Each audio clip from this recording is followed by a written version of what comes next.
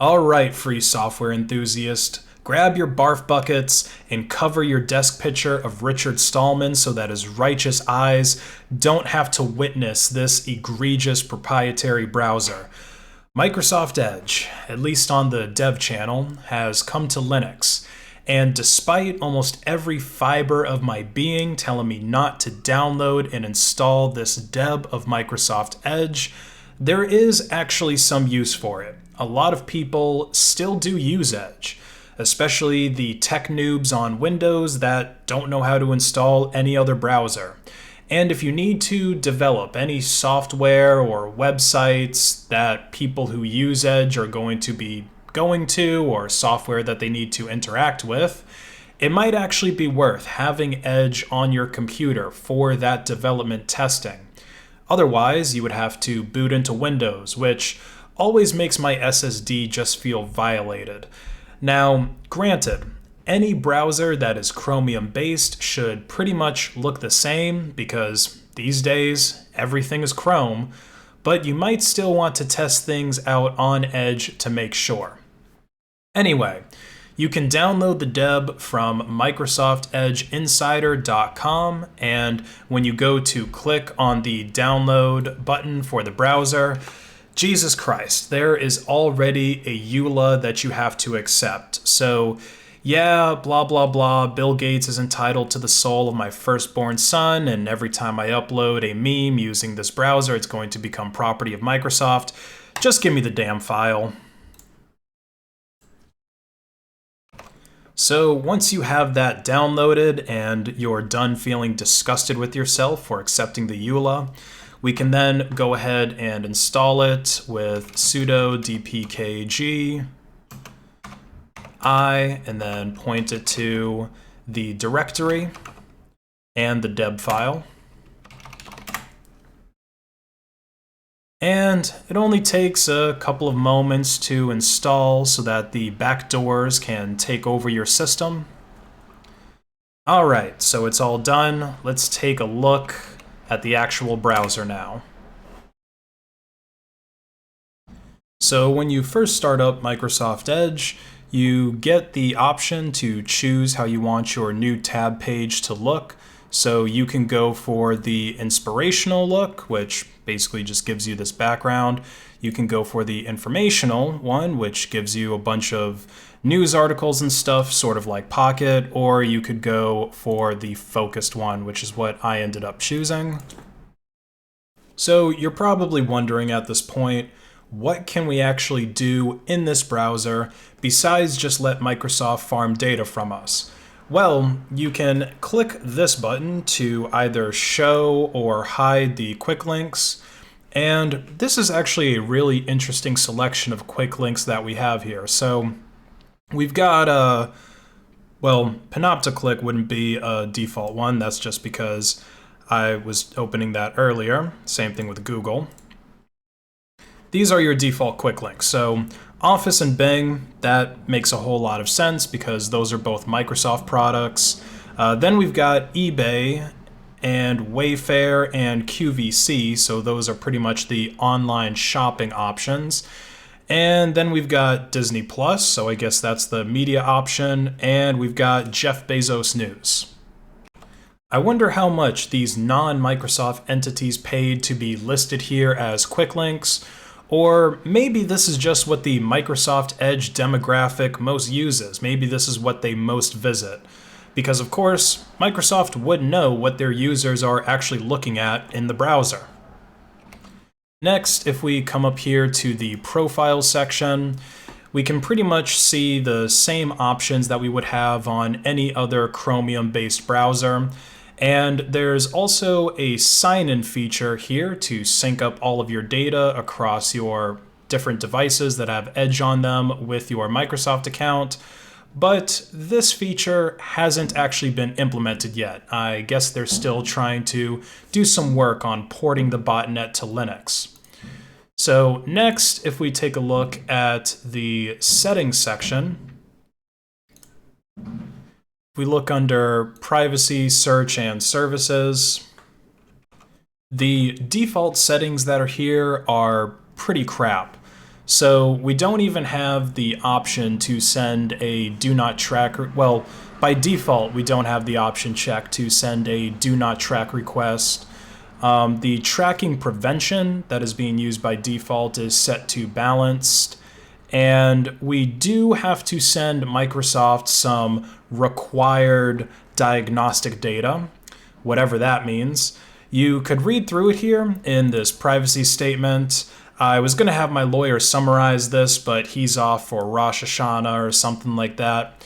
Anyway, if we go back into the settings, we've got this Microsoft Defender Smart Screen. And I really have no clue why they included this in the Linux version. I mean, imagine actually getting a virus from your browser in Linux. And it does use secure DNS by default, which is actually pretty nice. If we go under Appearance, we have the option of setting a dark mode, which is pretty nice. You can change your startup settings by going to the On Startup tab. So you can set it to have it continue on the page that you left off, or you can just have it open up a specific page. Under the cookies and site permission, we can go and change more privacy settings. So if you wanted to basically harden this browser, this is one of the first places that you would look to change the cookie settings and the location settings, camera, microphone, JavaScript, so on and so forth. If we take a look under ads, so it says that ads are blocked. But by default, it's just blocking ads that are intrusive or misleading. So I guess that's kind of good. Let's head over to Panopticlick now to see how this browser actually scores from their tracking test.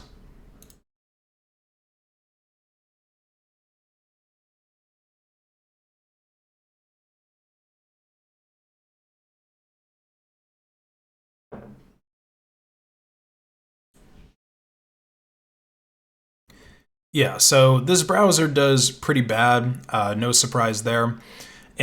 But yeah, if we look under fingerprinting, you can see I've got a unique fingerprint here, which I guess makes sense, right? How many people are actually going to be using Microsoft Edge on Linux? Not a whole lot of people. So you might want to install something like a user agent spoofer to switch that to Firefox or Chrome or something else to make you blend in a bit more with the Linux folks, or even make it spoof a different OS. You know, if you made it something like Windows Microsoft Edge, then you'd probably blend in with more people. Now, luckily, there are some familiar extensions that you can install on Edge. If we go over to this Extensions tab, we can search for some. So we've got, oh yeah, we got to go here first. So we've got uBlock Origin. That's a really good one. There is, let's see, I think it's, yeah, Canvas Fingerprint Defender. So this is a decent one for blocking fingerprinting. It basically just blocks these strings here. Or if you wanted to handle that in a bit more of a cleverer way, you can do a user agent switcher, like I talked about earlier. So this is the same one that I use in my other browsers. The only add-on here that's missing that I use a lot would be Proxy Switchy Omega. Or, yeah, I think that's what it's called, Proxy Switchy. I know it's Proxy Switchy something, but they don't have it here. They got other proxy switchers. I don't really know about these ones, but yeah, Proxy Switchy Omega, that's the one that I use on Chrome. But yeah, some of these extensions might actually help a bit with the privacy settings of Edge, because obviously by default, they're not that great. And additionally, you can go to Edge flags and change some of these browser settings, sort of like how you can do in Firefox or Chromium. And there are some interesting keywords that showed up when I was searching for flags in here. Because of course, if you watch my review on Vivaldi, I couldn't really find any ones. But if we look for things like tracking, So we can see there's experimental tracking prevention features. What were some other ones? There's WebRTC, lots of results for that. There's WebGL, which by default is disabled, which is pretty good to see that in a browser. So it might be worth going through these to optimize your privacy a bit, but then again, if you really genuinely care about your privacy, you shouldn't be using Microsoft Edge in the first place.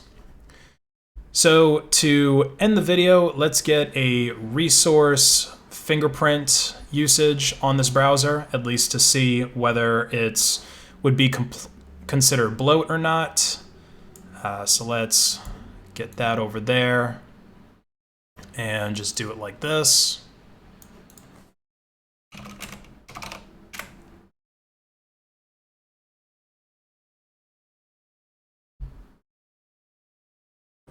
And let's search for the process. All right, so let's see. Yeah, it's not too bad. I think well, that's a lot of different processes that pull up, but I think it's pretty much on par with Firefox. Oh, actually, I still have Firefox open. I should probably close that. There we go. Yeah, I think it's I think it might be just about on par with Firefox as far as resource usage goes. But then again, a lot of devices these days, they're going to have plenty of RAM. Like, I've got 16 gigs of RAM, and I don't really open a whole lot of tabs in my browser anyway, so running out of RAM is never really a problem for me, at least when it comes to opening tabs in the browser. Compiling things, that's a different story. You know, if I set my make-ops too high, obviously things can get pretty crazy if I'm trying to compile something like Chromium or LibreOffice. Anyway, I think that's about it for this review of Microsoft Edge. Oh wait, I'm forgetting one important thing.